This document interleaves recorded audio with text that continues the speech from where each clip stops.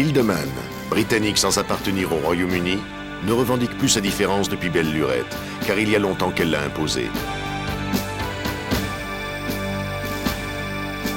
Sur ce morceau de terre de 60 km sur 30, la culture celte est omniprésente, mais les origines de ce petit monde sont vikings.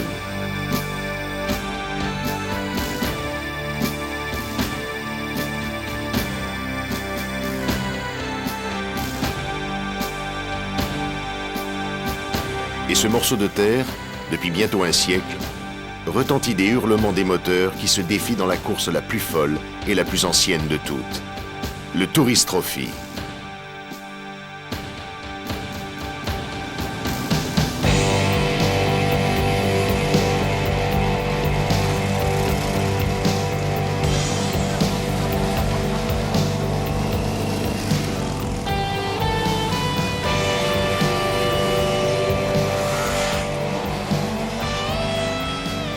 Le TT. Ses initiales résonnent comme un cri de ralliement, celui de dizaines de milliers de motards qui viennent le vivre au bord de routes ordinaires conformes à la circulation.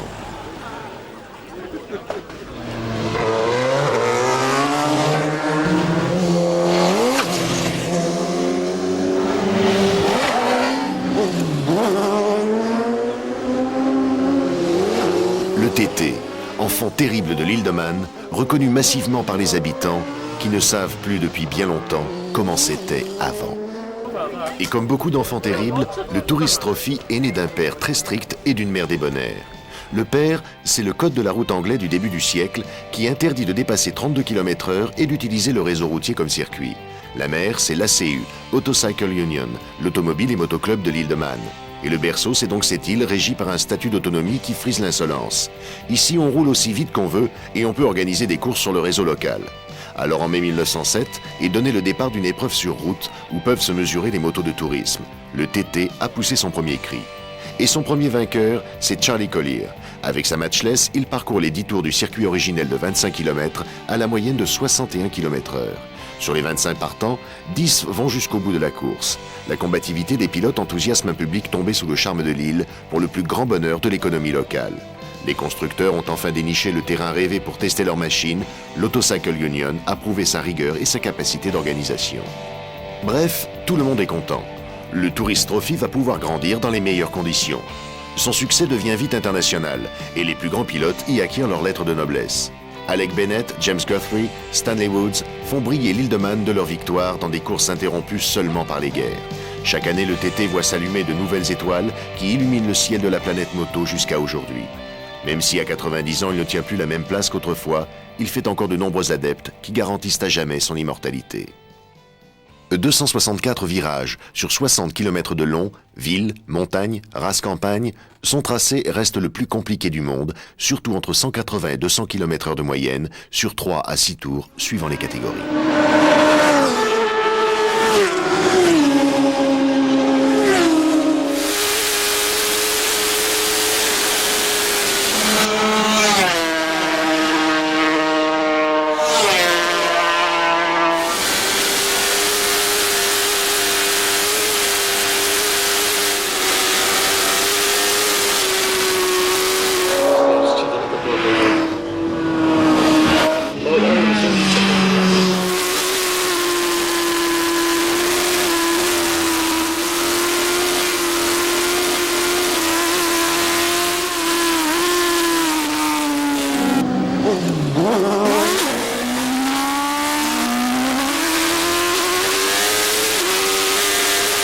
Nach der zweiten Runde hat Startnummer 14 Ian Simpson seinen Vorsprung weiter ausgebaut auf 23.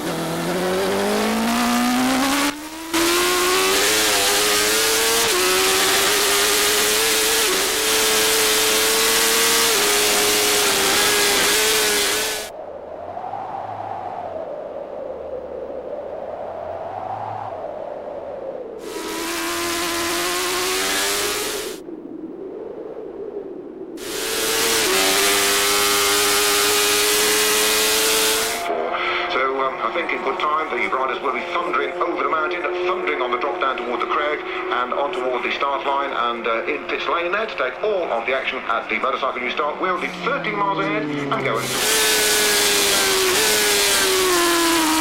and go and talk with Jeff Campbell.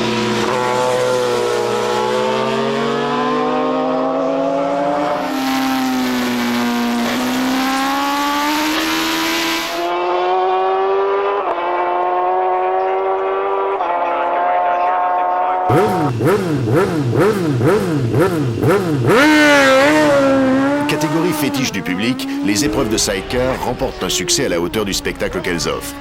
La recette, c'est la simplicité. 600 cm3 pour tout le monde et cadre tubulaire obligatoire pour résister aux inégalités du terrain.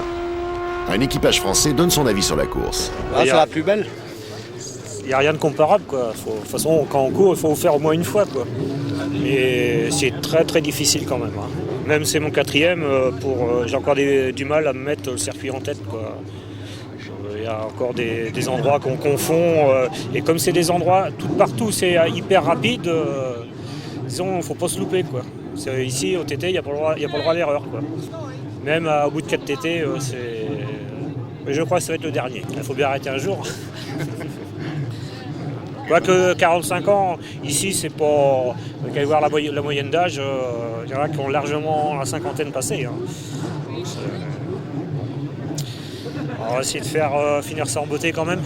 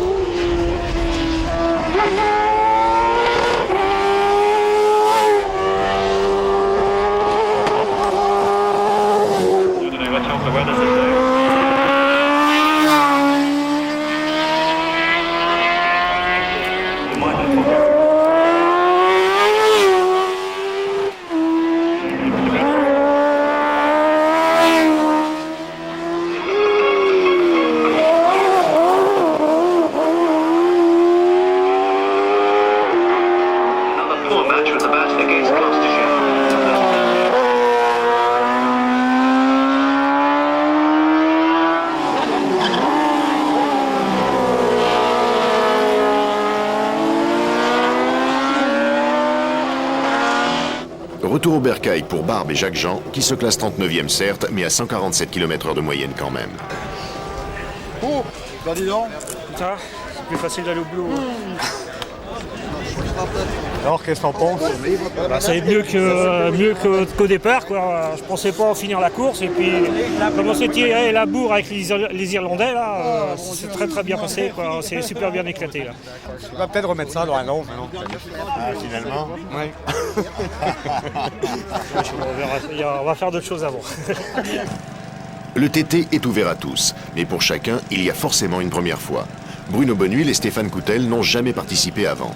Alors ils s'équipent du dossard orange qui les désignera comme nouveaux venus aux autres concurrents. Les deux professionnels de l'endurance de l'écurie Suzuki se plient bien volontiers à cette formalité. C'est-à-dire que j'ai une longue carrière, ça fait un peu plus de 15 ans que je cours en moto. J'ai parcouru le monde, j'ai couru en Grand Prix 500, j'ai couru les 100 miles de Daytona, qui est une course aussi mythique là-bas aux États-Unis, et le Tourist Trophy représentait une course très populaire ici en Angleterre. Et je voulais venir participer au TT pour l'avoir fait au moins une fois dans ma carrière. Moi, ça faisait 2-3 ans que je voulais la faire, et puis ça tombait bien cette année vu que j'ai pas un programme très chargé, donc je me suis dit c'est le moment ou jamais, et puis voilà, quoi, on est là et on est très content d'être là. Je pense qu'il faut au moins 4 années pour pouvoir bien assimiler tout le circuit, bien le connaître. Maintenant, de là à faire une carrière au TT, je sais pas, mais venir peut-être, oui. D'autant plus, bon voilà, je suis un peu handicapé par une épaule vu que j'ai chuté au 24 heures du Mans. Revenir peut-être, oui. J'aimerais bien revenir.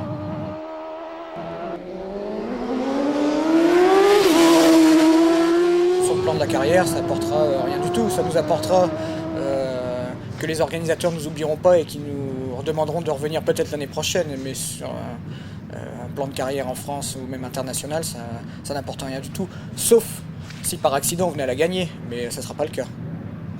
Bonnuil se placera en 44e position, Coutel sera contraint à l'abandon. Et ce n'est pas faute d'avoir écouté les conseils d'un vétéran. Et le premier droit, Puis même après, jusqu'au freinage. les premiers S, tu fais attention. Les premiers S. Et après, Freinage, après ça commence à monter en température. mais dans la descente, elle va bouger, parce que les pneus froids, c'est l'horreur. Le vétéran en question, c'est Marc Granier, 20 ans de compétition, multirécidiviste du TT. Cette année, c'est sa 11e participation. Je participe en TTF1, c'est la course normalement la plus rapide. Ce sont des 750 qui sont dérivés des moteurs de série, mais où tout est libre. Le diamètre des carburateurs et la préparation du moteur est complètement libre. Donc ce sont des motos très performantes. Ensuite, je participe au 400 Lightweight, ils appellent ça. Ce sont des motos légères, mais qui courent avec les 250 de Grand Prix. Donc c'est agréable parce que la moto est légère, elle est bien suspendue et on n'est pas secoué. Donc on fait un tour de circuit relativement... c'est facile, c'est pas épuisant comme la 750 où il faut se cramponner à l'accélération, il faut se cramponner sur les bosses, il faut se cramponner dans tous les coins du circuit. Même dans les lignes droites, il faut se cramponner pour ne pas être éjecté au-dessus de la selle. Et ensuite, je fais le junior, ce qui correspond au 600 Super Sport. C'est pas aussi physique que la 750, mais c'est presque aussi rapide. Et ensuite, la dernière course, ça sera le senior, où là, on accepte tous les meilleurs pilotes dans chaque catégorie. On retrouvera donc des 250 de Grand Prix, des 500 de Grand Prix et les 750 les plus performantes.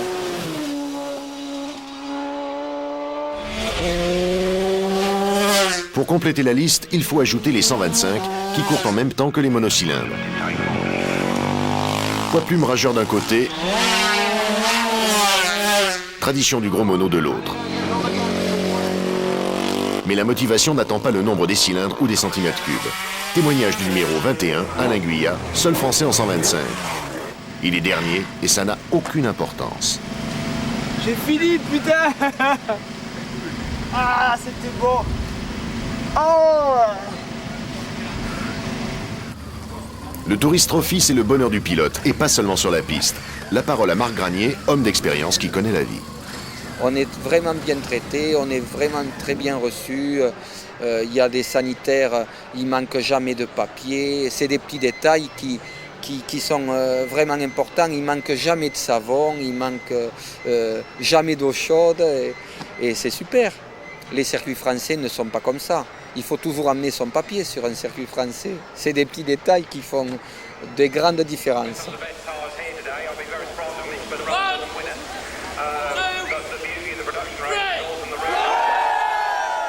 La qualité d'accueil n'est pas réservée aux coureurs. Le public y a droit lui aussi. Pour ça, on a même pensé aux agents d'ambiance.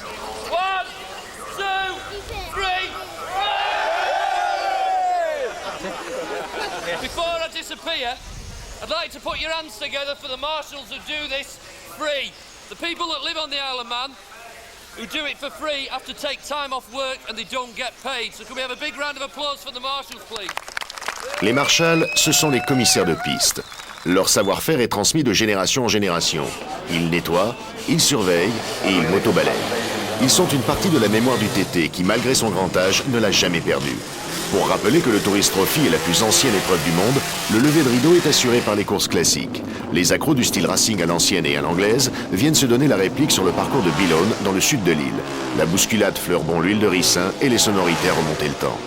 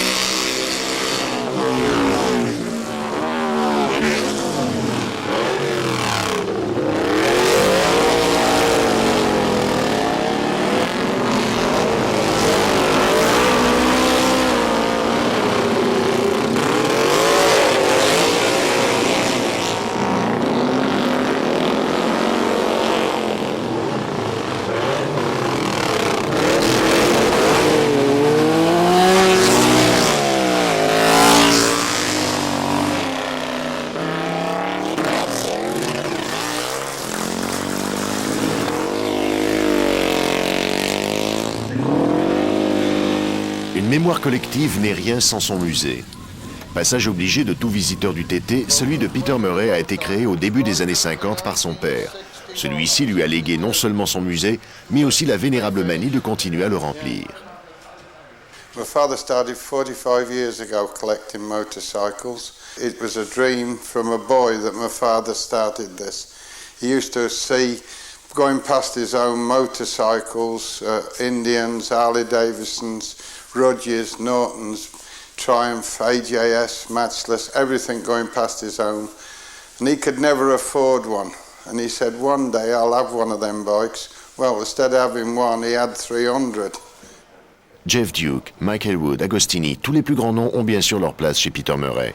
Avec un petit fait pour Bob McIntyre, le premier pilote à remporter une épreuve du TT à plus de 100 miles, soit 160 km/h de moyenne. C'était en 1957. Performances in the TT are legendary. You know, he would split the works MVs with a bike that you could go and buy in the shop. You know, over-the-counter bike, where the MVs were special bikes. Bobby could do it with either a Norton or an AJS. Miles an hour slower than anything else, but Bobby could do it with his riding ability. In some ways, he's a lot like Joey Dunlop today. Both of them could get off the bike, repair the bike, make it better, and then ride it. Joey's a man of very few words. Bob McIntyre was a man of very few words. Joey Dunlop, 45 ans, vient d'Irlande du Nord. Peu bavard, effectivement, notre homme a déjà 21 victoires à son actif sur l'île de Man. Présent dans 5 catégories, il défend les couleurs de Honda. Numéro 1 oblige, comme diraient certains publicitaires avec assurance.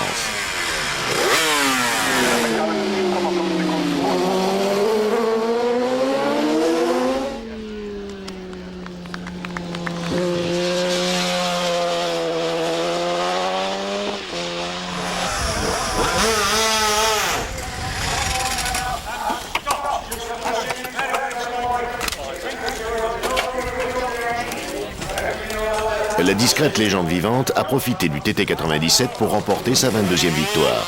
C'était en 250 avec une des rares motos de Grand Prix engagées dans la course. Propriétaire d'un pub sur sa terre natale, cela fait de lui le cafetier le plus rapide du monde.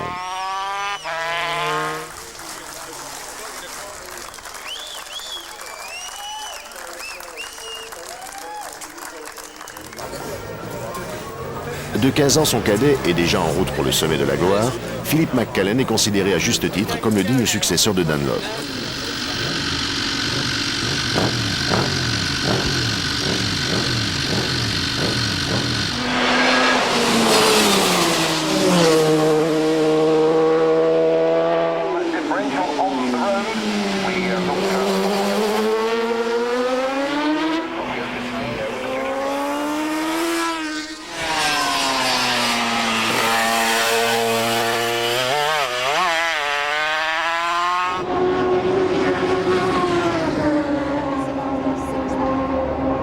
Lui aussi court pour Honda. 1997 lui a permis de monter 3 fois sur la plus haute marche du podium, pour la plus grande joie de la délégation japonaise du premier constructeur mondial.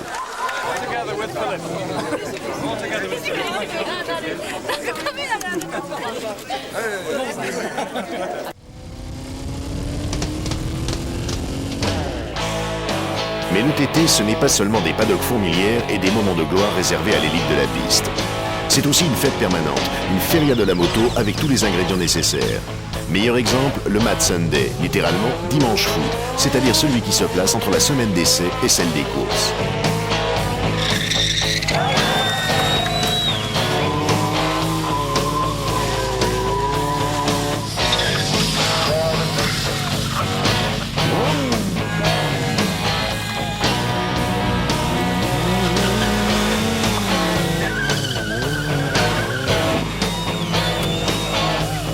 Les burns servent de carillon pour rameuter les fidèles.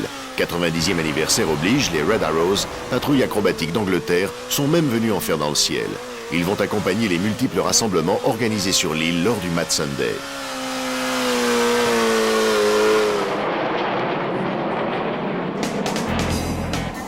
Réunions de marque, concours de custom ou de restauration d'anciennes, meeting à la gloire de certains modèles fétiches, les 24 heures du dimanche fou ne suffisent pas pour tout voir ou tout faire. Mais il y en a pour tous les goûts et pour tous les âges. C'est Gaz et Moto à tous les étages.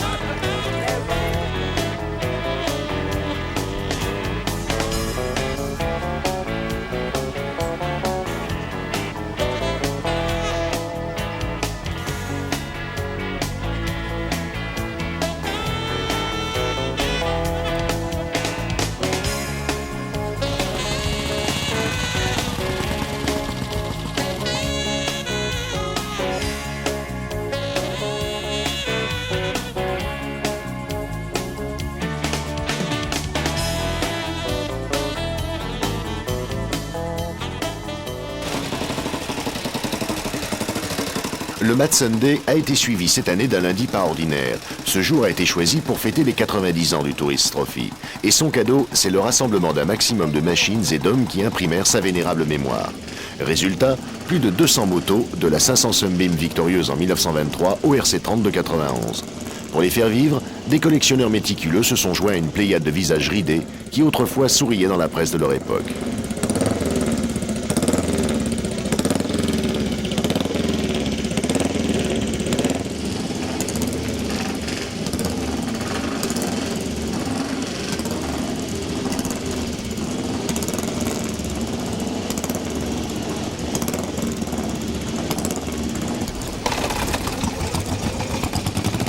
Que dire par exemple d'un Arthur Wheeler, qui pilote encore à 80 ans et a gagné plus de 1000 courses dans sa vie.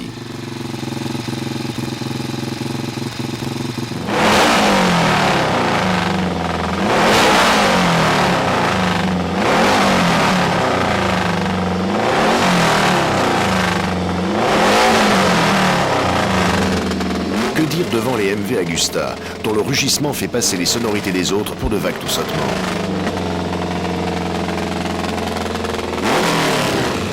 Que dire devant Moto Guzzi, sponsor de légende pour un événement hors norme et qui avait déplacé le meilleur de son musée pour l'occasion.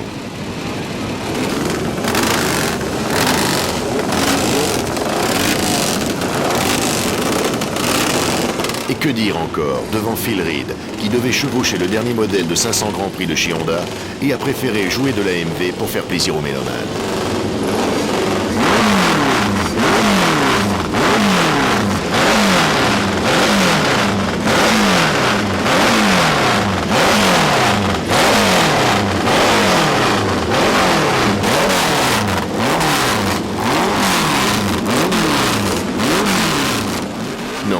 Il n'y a rien à dire, juste les écouter et les regarder, tous ces papis grimpés sur leur mamie le temps d'un tour d'honneur sur les 60 km du circuit, après le départ le plus bordélique de l'histoire du TT.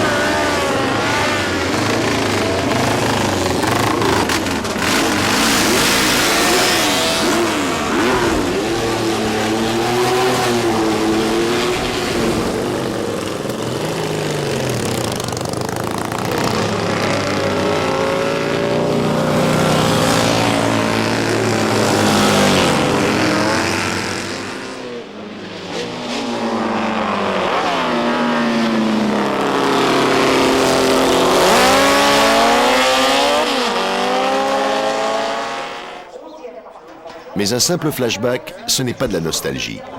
toujours, le Tourist Trophy a été, est et restera une course d'actualité. La seule où les 100 grades peuvent se mélanger aux plus prestigieux, qui eux-mêmes ont du mal à ne pas vouer leur carrière entière au circuit mythique.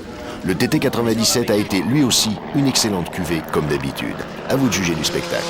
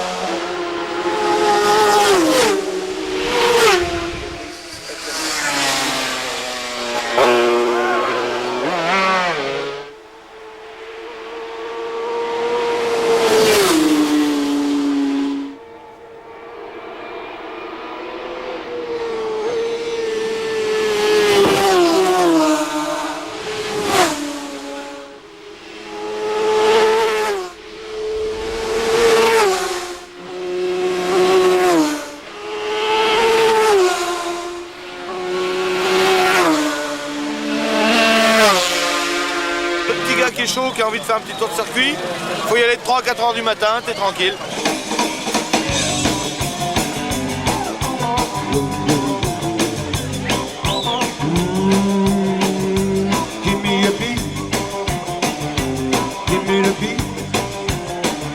Et c'est ça aussi le TT.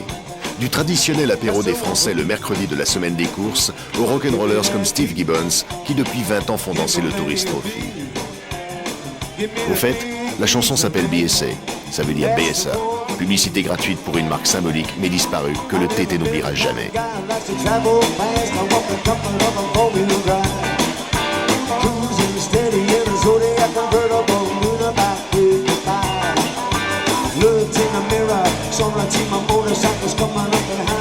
Et le Mad Sunday sera toujours suivi du lundi timbré, auquel succédera le mardi siphonné, puis le mercredi dingue, le jeudi toqué, etc., etc.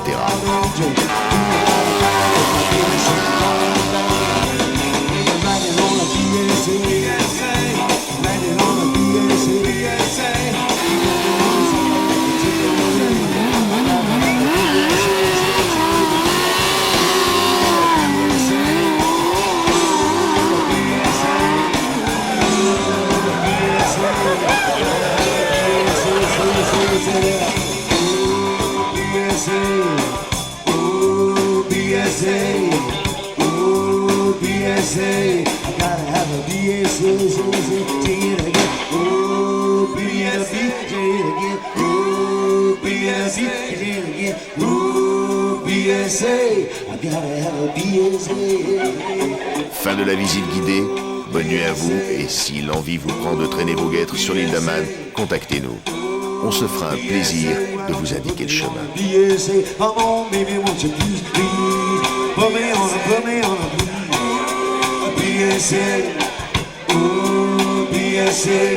put me on a BSA.